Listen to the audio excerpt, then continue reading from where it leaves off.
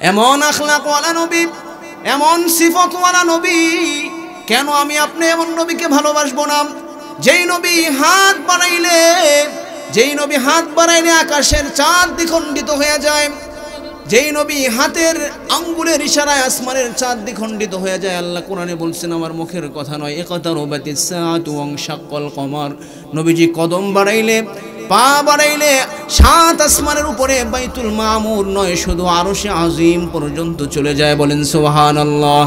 সুবহানাল্লাযী আসরা বিআবদিহি, সুবহানাল্লাযী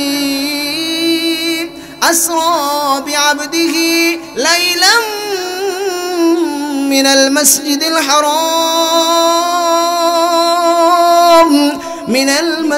الحرام إلى المسجد الأقصى। মসজিদ হারাম থেকে মসজিদে আকসা পর্যন্ত রাতের কিছু সময়ের মধ্যে আল্লাহ বিশ্ব নবীকে ভ্রমণ করিয়েছেন। বলেন সুবহানাল্লাহ। ভাইয়ের আমার, বন্ধুরা আমার, শুধু তাই নয়, যেই নবীর জন্য আল্লাহ সূর্যের চলার গতিপথকে আল্লাহ তাআলা স্থির করে দিয়েছেন।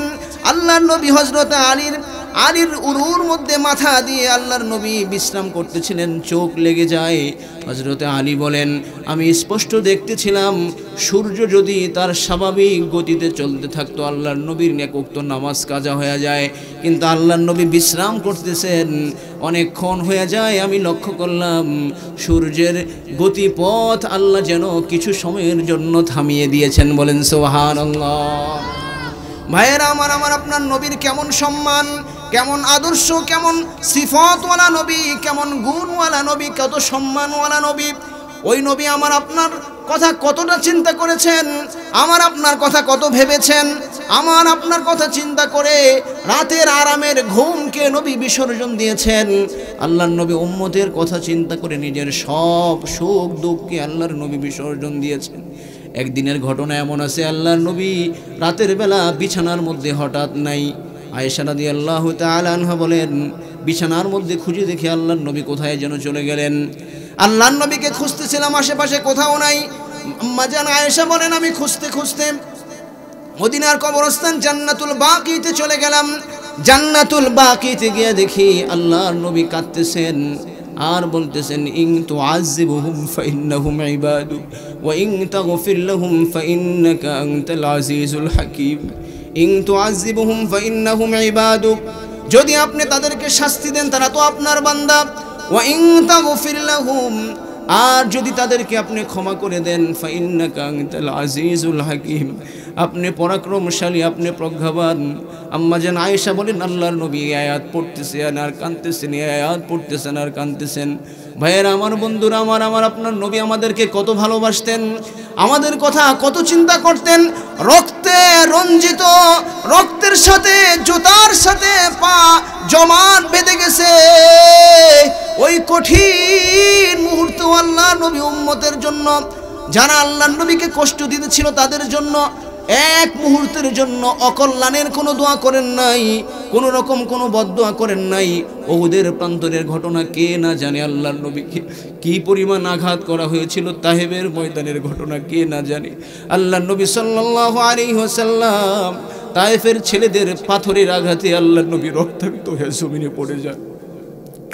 একবার আল্লাহর নবী পড়ে যান, দুষ্ট ছেলেরা আবার ধরে আল্লাহর নবীকে সোজা করে খাড়া করায় দেয়। আবার পাথরের আঘাতে আঘাতে নবীজি রক্তাক্ত হয়ে যান। আল্লাহর নবী আবার পড়ে যান, আবার নবীকে দুষ্ট ছেলেরা আবার ধরে দাঁড় করায় দেয়। তিনবার তায়েফের প্রান্তরে আল্লাহর নবী জমিনে পড়ে যান। আবার দুষ্ট ছেলেরা আল্লাহর নবীকে ধরে সোজা করে দাঁড় করায় দেয়। ওই কঠিন সময়টা কত কঠিন ছিল ভাইরা আমার, চিন্তা করেন। আল্লাহ পাক রব্বুল আলামিন ফেরেশতাকে পাঠিয়ে দিয়েছিলেন, পাহাড়ে নিযুক্ত ফেরেশতাদেরকে। আল্লাহর নবীর কাছে আয়েশা বলতেছিলেন, আল্লাহর নবী আপনি অনুমতি দেন। আল্লাহ তাআলা আমাদেরকে অনুমতি দিয়ে দিয়েছেন। আপনার হুকুম হওয়ার সাথে সাথে, আপনার নির্দেশ পাওয়ার সাথে সাথে তায়েফবাসীদেরকে দুই পাহাড়ের নিচে চাপা দেয়া মুহূর্তের মধ্যে পৃথিবীর মানচিত্র থেকে নিশ্চিহ্ন করে দিব। জোরে বলেন সুবহানাল্লাহ। আল্লাহর নবী কি বলেছিলেন? ফাইন্নাহুম কওমি লা ইয়ালামুন, ফাইন্নাহুম কওমি লা ইয়ালামুন, আমার সম্প্রদায় আমার উম্মত তারা বুঝে না, তারা হয়তো আজকে বুঝতেছে না, কিন্তু তাদের পরবর্তী প্রজন্ম, তাদের সন্তানাদিরা হয়তো আমার উপরে ঈমান আনবে। অতএব আমি রহমাতাল লিল আলামিন নবী হইয়া কখনো তাদের ধ্বংস কামনা করতে পারি না। জোরে বলেন সুবহানাল্লাহ। হাজারো ব্যথা বেদনার পরে ফিরে আসনি তুমি আপন ঘরে, দিনের আলো তুমি ছড়িয়ে দিতে, চলে গেলে মদিনায় মক্কা ছেড়ে। হে রাসূল তোমাকে ভুলি আমি কেমন করে, হে রাসূল তোমাকে ভুলি আমি কেমন করে। খেয়ে না খেয়ে দিন প্রচারের কাজে নিজেকে দিয়েছ বিলিয়ে, তায়েফের কাফেরেরা চিনল না এই আলো, দুষ্ট ছেলেদের পিছু দিল লেলিয়ে। পাথরের আঘাতে ক্ষত বিক্ষত হয়ে সারা শরীর থেকে রক্ত ঝরে। হে রাসূল তোমাকে ভুলি আমি কেমন করে, হে রাসূল তোমাকে ভুলি আমি কেমন করে। ঠিক না বেঠিক? জোরে আওয়াজ করে বলেন। যিনি আমার আপনার জন্য নিজের সুখ দুঃখ সব কিছু বিসর্জন দিয়েছেন, আরামের ঘুমকে তিনি ছেড়ে দিয়েছেন উম্মতের কথা চিন্তা করে, ওই নবীকে ভালোবাসার দরকার আছে কি নাই? জোরে আওয়াজ করে বলেন, সেই নবীকে ভালোবাসার দরকার আছে না নাই? ভালোবাসার মাধ্যম কি, যেটা বলে শুরু করেছিলাম, 1 নম্বর নবীর তরিকা বা নবীর সুন্নতকে মহাব্বত করতে হবে। 2 নম্বর নায়েবে রসুল ওলামায়ে কেরামদেরকে ভালোবাসতে হবে, ওলামায়ে কেরামদের সাথে থাকতে হবে। কেমন নবী আল্লাহ আমাদেরকে দিয়েছেন, যেই নবীর চেহারা দেখলে জাহান্নাম হারাম হয়ে যায়, জান্নাত ওয়াজিব হয়ে যায়। সুবহানাল্লাহ। যেই নবীর চেহারার দিকে তাকাইলে সাহাবায়ে কেরাম বলেন, আমরা যখন খুব ক্ষুধার্ত থাকতাম, নবীর চেহারার দিকে যখন মায়ার নজরে মোহাব্বতের নজরে তাকাইতাম, খোদার কসম ক্ষুধা নিবারণ হয়ে যাইত। চেহারার দিকে তাকাইলে নবীর ক্ষুধা নিবারণ হয়ে যায়। সেই নবীর চেহারাটা কেমন ছিল দেখতে মনে চায় না? হ্যাঁ, বেশি বেশি দুরূদের আমল করবেন, ওযুর সাথে ঘুমাবেন, দুরূদ শরীফ পড়তে পড়তে ঘুমাবেন, স্বপ্নে যোগে নবীর জিয়ারত নসিব হয়ে যাবে। সুবহানাল্লাহ। আল্লাহ আমাদেরকে সেই খুশনসিব, সেই সৌভাগ্য স্বপ্নে যোগে হইলেও যেন নবীর নুরানি চেহারাটা দেখার সৌভাগ্য আমাদের নসিবে হয়। সকলে বলেন আমিন। নবী কেমন ছিল জানেন? বিস্তারিত বর্ণনা আছে শামাইলে তিরমিজির মধ্যে। আমার আপনার নবী কেমন ছিলেন, নবীর চেহারা কেমন ছিল, নবীর হাতের তালু কেমন ছিল, নবীর গোটা শরীর কেমন ছিল, পেটটা কেমন ছিল, বুকটা কেমন ছিল, সব আপাদমস্তক নবীজি কিভাবে হাঁটতেন, কিভাবে কথা বলতেন, কিভাবে হাসতেন, সব বিস্তারিত বর্ণনা কিতাবের মধ্যে আছে। সুবহানাল্লাহ বলেন। নবী দেখতে কেমন ছিলেন? মা আয়েশা সিদ্দিকা রাদিয়াল্লাহু তাআলা আনহা বলেন, আমার আপনার নবী এত সুন্দর ছিলেন যে মিশরের মেয়েরা তো ইউসুফ নবীর সৌন্দর্যে বিমোহিত হয়ে তারা ফল কাটতে গিয়ে কি কেটে ফেলছে? হাত কেটে ফেলছে। এই ওয়াজ আপনারা জানেন।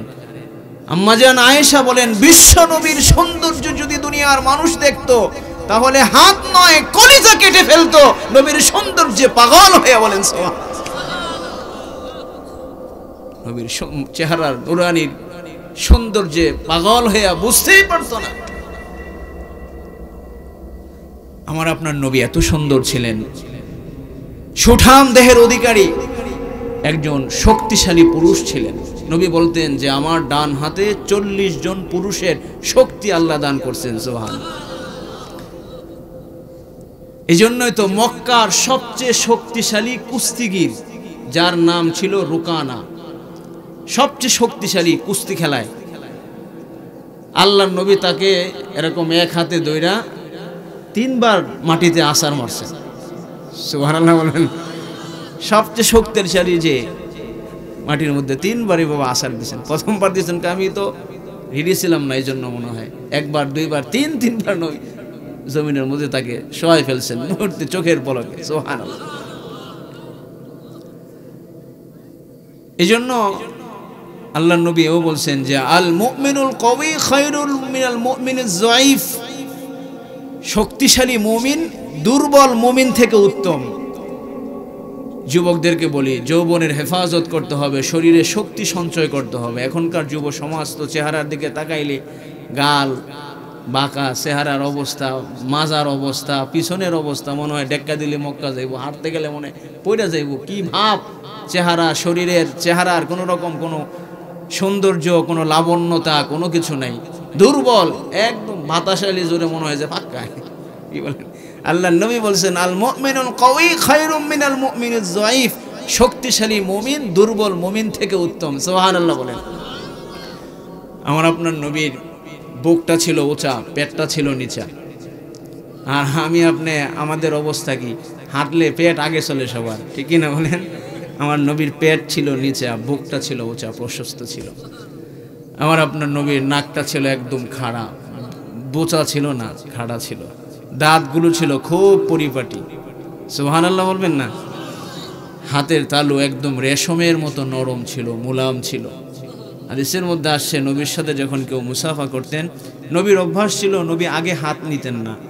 তো কেউ যখন নবীর হাত ধরতেন, এত নরম, এত মুলায়ম, এত সফট ছিল যে হাত ধরলে আর হাত সহজে নিতে চাইতেন না।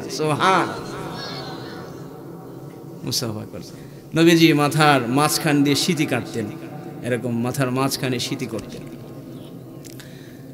এমন সুন্দর, নিখুঁত, অতুলনীয়, সুদর্শন এই চেহারাটা নিয়ে নবী যখন আল্লাহ আয়নার সামনে যখন নবী দাঁড়াইতেন, নবীজি পড়তেন আল্লাহুম্মা হাসসানতা খালকি ফাহাসসিন খুলকি। আয় আল্লাহ, আমার চেহারাটা যেমন আপনি সুন্দর করেছেন, আমার চেহারাটাকে যেমন আপনি নিখুঁত দান করেছেন, আমার আকৃতিটাকেও যেমন আপনি সুন্দর করেছেন, আপাদমস্তক যেমন সুন্দরভাবে নিখুঁতভাবে সাজিয়েছেন, আল্লাহ আমার ভিতরটাকে, আমার চরিত্রটাকেও আপনি তেমন সুন্দর করে দেন। বাহিরটা যেমন সুন্দর, ভিতরটাকেও সুন্দর করে দেন। আল্লাহর কাছে দোয়া করতেন। আমরাও যখন আয়নার সামনে দাঁড়াবো এই দোয়া পড়বো, আল্লাহুম্মা হাসসানতা খালকি ফাহাসসিন খুলকি। আয় আল্লাহ, আমার সৃষ্টি যেমন আপনি সুন্দর করেছেন, আমার চরিত্রটাকেও আপনি সুন্দর করে দেন। আয়নার সামনে নবী যখন দাঁড়াইতেন এই দোয়া পড়তেন। আল্লাহর নবী যখন হাঁটতেন জমিনে, নমনীয়তার সাথে হাঁটতেন, নম্রতার সাথে চলতেন, অহংকারের সাথে নয়। অহংকার আর ধাম্বিকতার সাথে নবী হাঁটতেন না। আল্লাহ তাআলা কোরআনে কারীমের মধ্যে স্পষ্ট বলছেন, ওয়াইবাদুর রহমানিল্লাযীনা ইয়ামশুনা আলাল আরদি হাওনা। আল্লাহর নবী যেমন জমিনের মধ্যে চলার সময় বিনয়ের সাথে চলতেন, রহমানের বান্দারা ঠিক তেমন জমিনে যখন বিচরণ করবেন, নমনীয়তার সাথে, নম্রতার সাথে জমিনের মধ্যে বিচরণ করবে। অহংকারের সাথে নয়, ধাম্বিকতার সাথে নয়, নমনীয়তার সাথে জমিনে হাঁটাচলা করবে। আল্লাহর নবী যখন কথা বলতেন, আল্লাহর নবী যখন কথা বলতেন, মুচকি হেসে কথা বলতেন, হাসি দিয়া কথা বলতেন। নবী বলেন, তাবাসসুমুকা ফি ওয়াজহি আখিকা সাদাকা। যখন কোনো মানুষের সাথে কথা বলবে, গোমরা মুখে নয়, গোমরা মুখে, মুখ কালা করে নয়, মুচকি হাসি দিয়া কথা বলবে, এতেও তোমার আমলনামার মধ্যে নেকি লেখা হবে। বলেন সুবহানাল্লাহ। হাসি তিন প্রকার, তাবাসসুম, দেহ, কাহকাহা। তাবাসসুম হচ্ছে মুচকি হাসি, দাঁত বের হবে না, কোনো আওয়াজ হবে না।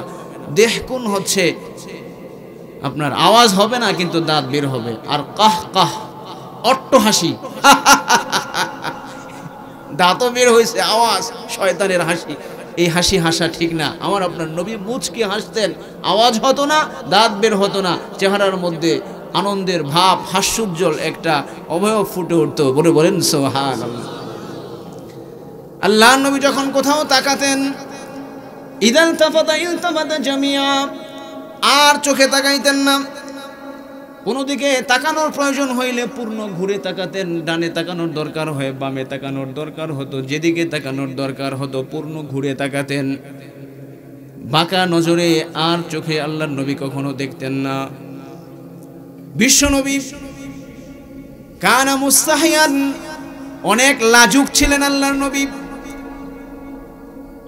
এজন্যই তো আল্লাহর নবী বলেছেন ইযা লাম তাস্তাহি ফাসনা মা শিতা, যখন তোমার লজ্জা থাকবে না তুমি যা খুশি তাই করতে পারো। লজ্জা হচ্ছে মানুষের ভূষণ। আল হায়াউ শুবাতুম মিনাল ঈমান, লজ্জা হচ্ছে ঈমানের একটা অঙ্গ। যার লজ্জা নাই শরম নাই তার কোনো কিছুই নাই, ঠিক না বেঠিক? জোরে বলে। লজ্জা না থাকলে যা খুশি তাই করতে পারো। ইযা লাম তাস্তাহি ফাসনা মা শিতা। দুধমা হালিমা বলেন শিশু মুহাম্মদ যখন একেবারে ছোট শিশু মুহাম্মদ ছোট থাকা অবস্থায় তার যদি ক্ষুধা লাগলো শিশু মুহাম্মদ কখনো কান্না করতো না।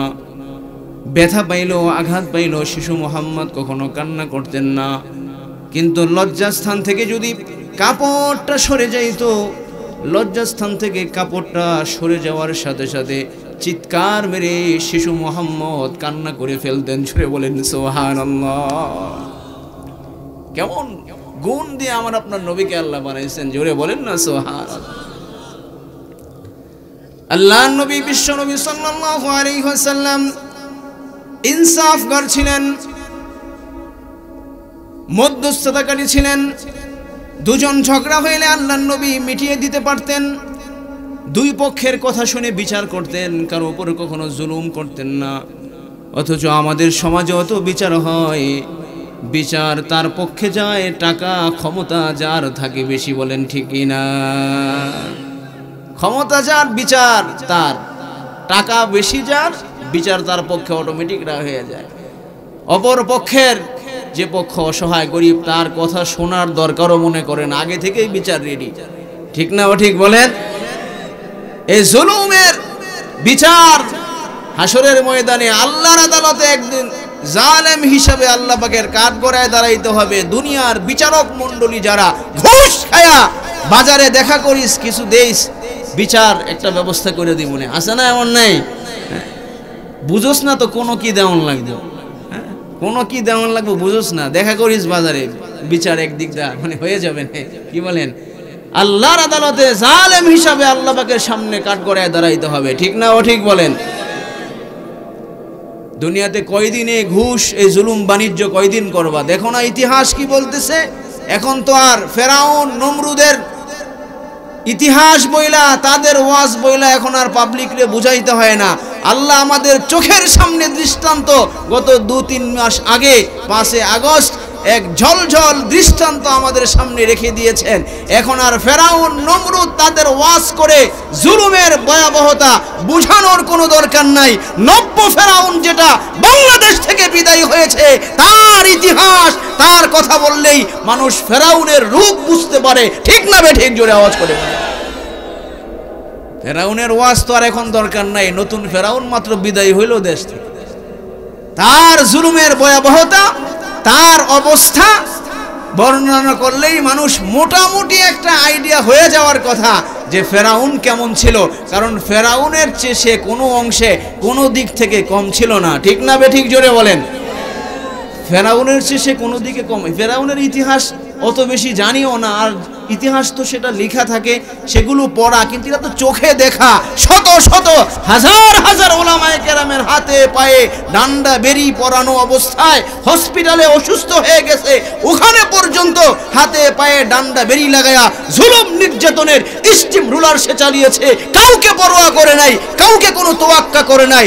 অত্যাচার নির্যাতনের স্টিম রুলার দিনের পর দিন, 1 বছর নয়, 5 বছর নয়, 10 বছর নয়, দীর্ঘ 16-17টি বছর সেই জুলুম অত্যাচারের নির্যাতনের স্টিম রুলার সে চালিয়েছে। আল্লাহ পাক রব্বুল আলামিন ধরেছেন, এমন ভাবে ধরেছেন যে বাংলাদেশের কোথাও কোনো নেতা, পাতি নেতা, চামচাদেরকে এখনো খুঁজে পাওয়া যায় না। যে যার মতো গা ঢাকা দিয়ে চাচা জের জের জান বাসা, ঠিক না? কি বলেন? জোরে আওয়াজ করে বলেন, ঠিক না বেঠিক? দেশে তো ঠাঁই নেই, বিদেশে গিয়েও কোন দেশ থেকে কোন দেশে যাবে, কোথায় আশ্রয় নিবে খুঁজে পায় না, অবস্থা খারাপ। যারা আশ্রয় দিবে তাদের উপর আবার আন্তর্জাতিক কোনো মামলায় তারা ধরা খায় কিনা তারও চিন্তা ভাবনা আছে। এই জন্য মনে রাখতে হবে যে আল্লাহ তাআলা ছাড় দেন কিন্তু আল্লাহ তাআলা ছেড়ে দেন না, ঠিক না ও ঠিক বলেন? ভাইয়েরা আমার, বিশ্বনবী মুহাম্মদুর রাসূলুল্লাহ সাল্লাল্লাহু আলাইহি ওয়াসাল্লাম জুলুমের বিচার করেন নাই, ইনসাফগার ছিলেন। জুলুম আল্লাহর নবীর শিক্ষা নয়, দুই পক্ষের কথা শুনে বিচার করতেন। আল্লাহর নবী ভালো মধ্যস্থতাকারী ছিলেন, কখনো কোনো এক পক্ষের কথা শুনে কোনো ফয়সালা দিয়ে দিতেন না। একদিনের ঘটনা এমন আছে, হযরতে হাফসা রাদিয়াল্লাহু তাআলা আনহা বিচার দিলেন, ইয়া রাসূলুল্লাহ, আমি আয়েশার ঘরে গেলাম তরকারি নিয়া, এক রাওয়ায়াতে আছে পায়েস নিয়া আমি আয়েশার ঘরে গেলাম। আয়েশা আমার উপরে খেপে গেছে, তুমি তরকারি নিয়ে আসছো, আমি কি তরকারি রান্না করতে পারি না নাকি? পায়েস নিয়ে আসছো, আমি কি পায়েস রান্না করতে পারি না নাকি? আয়েশা রেগে আমার তরকারি আমার গালের মধ্যে মেখে দিছে। ওগো আল্লাহর নবী, আপনার কাছে আমি বিচার দিলাম। আল্লাহর নবী আম্মাজান আয়েশাকে ডাকলেন, আয়েশা ঘটনা কি তাই? তুমি কি হাফসার গালের মধ্যে পায়েস মেখে দিয়েছ? আয়েশা বললেন, ইয়া রাসূলুল্লাহ, হে আমি এমনটা করেছি।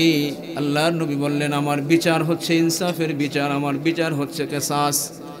আল্লাহর নবী হাফসাকে বললেন, যেমনভাবে তোমার গালের মধ্যে আয়েশা পায়েস মাখিয়ে দিয়েছে, তুমিও আয়েশার গালের মধ্যে পায়েস মেখে দাও। হাফসাও আয়েশা রাদিয়াল্লাহু তাআলা আনহার গালের মধ্যে পায়েস মেখে দিলেন। দুজনে খুশি হয়ে গেলেন, কিসাস পেয়ে দুজনের মুখে হাসি। আল্লাহর নবীও হেসে দিলেন। আর ইনসাফের এই দৃশ্য দেখে আসমান থেকে যিনি খুশি হয়ে গেলেন তিনি কে? জোরে বলেন না সুবহানাল্লাহ। আল্লাহর নবী সাল্লাল্লাহু আলাইহি ওয়াসাল্লাম বুঝাইতে পারতেন ভালো, বুদ্ধিমত্তা 100 থেকে 100 ছিল। আল্লাহর নবী বুঝাইতে পারতেন ভালো। একবার আল্লাহর নবীর দরবারে তো আরেকটা বিচার একদিন এরকম আসছে, মুআজ ইবনে জাবাল রাদিয়াল্লাহু তাআলা আনহুকে আল্লাহর নবী এক জায়গায় ইমাম বানায় পাঠাইছেন। কিন্তু এমন ইমাম, মাগরিবের নামাজে অনেক বড় সূরা পড়ে, এশারের নামাজের মধ্যে সূরা বাকারা স্টার্ট দিচ্ছে। কোন সূরা? সূরা বাকারা। কোরআন শরীফের সবচেয়ে ছোট সূরা না বড় সূরা? সবচেয়ে বড় সূরা। 1 পৃষ্ঠা 2 পৃষ্ঠা এক পারা শেষ, রুকুতে যায় না। ওই গ্রাম্য সাহাবী কৃষক ছিলেন, আর সহ্য হয় না, অধৈর্য হয়ে নামাজ ছেড়ে দিয়া বারান্দার মধ্যে একা একা নামাজ পড়া বিচার আল্লাহর নবীর দরবারে বিচার নিয়ে গেছে। ওগো আল্লাহর নবী, কেমন ইমাম সাহেব দিলেন, বড় বড় সূরা পড়ে, সারাদিন পরিশ্রম করে ক্লান্ত শরীর, মাগরিবের নামাজে বড় সূরা, এশারের নামাজে সূরা বাকারা স্টার্ট দিছে, সহ্য হয় না। এত লম্বা সূরা দিয়ে নামাজ পড়ে নাকি? আল্লাহর নবী সাল্লাল্লাহু আলাইহি ওয়াসাল্লাম মুআজ ইবনে জাবাল রাদিয়াল্লাহু তাআলা আনহুকে ডেকে পাঠালেন, এ মুআজ, ঘটনা কি সত্য? তিনি বললেন, ইয়া আল্লাহর রাসূল, হ্যাঁ আমি তো তাই করেছি। আল্লাহর নবী বললেন, হে মুআজ, আফাত্তানুন ইয়া মুআজ, হে মুআজ, তুমি কি ফিতনা সৃষ্টি করতেছো নাকি? ইয়াসসিরু ওয়ালা তুআসসিরু, বাশশিরু ওয়ালা তুনাফফিরু, আমার উম্মতের জন্য সহজ করো, কঠিন কোনো কিছু চাপিয়ে দিও না। জোরে বলেন সুবহানাল্লাহ, জোরে আওয়াজ করে বলেন সুবহানাল্লাহ। আমার নবী মধ্যস্থতাকারী ছিলেন, ঝামেলা মিটিয়ে দিতেন। কিন্তু এখন তো দেখা যায় ঝামেলা বাঁধলে, কোনো ঝগড়া হলে, হতেই পারে ভাই ভাইয়ের মধ্যে, প্রতিবেশীর মধ্যে, যারা ঝগড়া মিটিয়ে দিবে, সমস্যা সমাধান করবে, ওই নেতা, পাতি নেতা আর মোতাব্বর নামের কিছু চামচারা সমস্যা সমাধান করে না, ঝগড়া মিটায় না, ঝগড়া আরো লাগায় রাখে। ঠিক না ঠিক বলেন? ঝগড়া লাগায় রাখলে নাকি এখন লাভ, কি বলেন? হ্যাঁ, কারণ এদিক থেকেও পায়, ওদিক থেকেও পায়, ডান থেকেও পায়, বাম থেকেও পায়, সামনে থেকেও পায়, পিছন থেকেও পায়। অথচ আল্লাহর নবী ঝগড়া মিটিয়ে দিতেন, স্বামী স্ত্রীর মধ্যে, ভাই ভাইয়ের মধ্যে সমস্যা হলে সমাধান করে দিতেন। আমার নবীর তরিকা, আমার নবীর সুন্নত এটা। বলেন সুবহানাল্লাহ। আল্লাহর নবী বোঝাতে পারতেনও ভালো। আল্লাহর নবীর দরবারে আয়েশা এক সাহাবী বলতেছে, যুবক সাহাবী আয়েশা বলতেছে, ইয়া রাসূলুল্লাহ, ইজান লি বিজিনা, আমার জিনা করতে মন চায়। নাউজুবিল্লাহ বলবেন না? কি করতে মনে চায়? আমার জিনা করতে মন চায়, অনুমতি দিয়ে দেন। সাহাবায়ে কেন বলে, হ্যাঁ কয় কি? আল্লাহ রাসূলের দরবারে আয়েশা কয়, বলে জিনা করতে মন চায়, আকাম করতে মনে চায়। সাহস কত বড়! আল্লাহর নবীর রাগ হয় নাই। আল্লাহ নবী রাগ করেন নাই, গুসা করেন নাই, কেন রাগ হলে সে উঠে চলে যাবে, হয়তো তার মনের কথাটা সাহস করে এসে নবীর কাছে বলছে। নবী দেখেন কত সুন্দর সমাধান দেন। আল্লাহ নবী বললেন বসো। বিশ্ব নবী মুহাম্মদুর রাসূলুল্লাহ সাল্লাল্লাহু আলাইহি ওয়াসাল্লাম যুবককে ডাক দিয়ে বলতেছেন, হে যুবক, তোমার জিনা করতে মনে চায়, আমার কাছে আসো, এখানে বসো, আমি কিছু কথা বলি, শোনো, আমার কথাগুলো গভীরভাবে মনোযোগ দিয়ে শোনো, তারপরে তুমি সিদ্ধান্ত নিবা। তোমার জিনা করতে মনে চায় নাকি? যুবক বলে, হ্যাঁ, আমার তো তাই মনে চায়। আল্লাহ নবী বললেন, তোমার কি মা আছে? যুবক বলে, হ্যাঁ, আমার মা আছে। কয়, তোমার মার সাথে যদি কেউ জিনা করতে চায় তোমার কেমন লাগবে, তুমি কি করবা? যুবক সঙ্গে সঙ্গে বলে, আল্লাহর কসম, তার গর্দান আমি ফেলে দিব। আল্লাহ নবী বললেন, তাহলে তোমার বোন আছে নাকি? তোমার বোনের সাথে যদি কেউ জিনা করতে চায় তুমি কি করবা? আল্লাহ নবী বললেন, ইয়া রাসূলুল্লাহ, আপনার উপর আমার মা বাবা কুরবান হোক, আমার বোনের সাথে কেউ জিনা করবে, আমি বেঁচে থাকতে কোনোদিন এই অপকর্ম হতে আমি দিব না, তার কল্লা ফেলে দিব। বলেন সুবহানাল্লাহ। এভাবে একে একে তার পরিবারের, তার আপনজনদেরকে দিয়ে উদাহরণ দিয়ে আল্লাহ বুঝাইতেছেন। এক পর্যায়ে তাকে জিজ্ঞেস করলেন যে, তুমি যদি তোমার মায়ের সাথে অন্য কেউ জিনা করবে এটা পছন্দ না করো, তোমার বোনের সাথে অন্য কেউ জিনা করবে তুমি এটা পছন্দ না করো, তোমার আপনজন যে কারোর সাথে অন্য কেউ জিনা করবে এটা পছন্দ না করো, যুবক তাহলে শোনো, তুমিও তো যেই মহিলার সাথে, যেই মেয়ের সাথে তুমি জিনা করতে চাও, সেই মেয়েটাও তো কারো না কারো বোন, কারো না কারো মেয়ে, কারো না কারো স্ত্রী। তাহলে তুমি এটা কিভাবে পছন্দ করতে পারো, এখন তুমি সিদ্ধান্ত নিয়ে আমাকে জানাও। যুবকটা সঙ্গে সঙ্গে বললেন, ওগো আল্লাহর রাসূল, এইভাবে তো কখনো চিন্তা করি নাই, এই মুহূর্তে আমার দিলের মধ্যে এই গুনাহের আর কোনো আশঙ্কা নাই। বলেন সুবহানাল্লাহ। জোরে আওয়াজ করে বলেন না সুবহানাল্লাহ।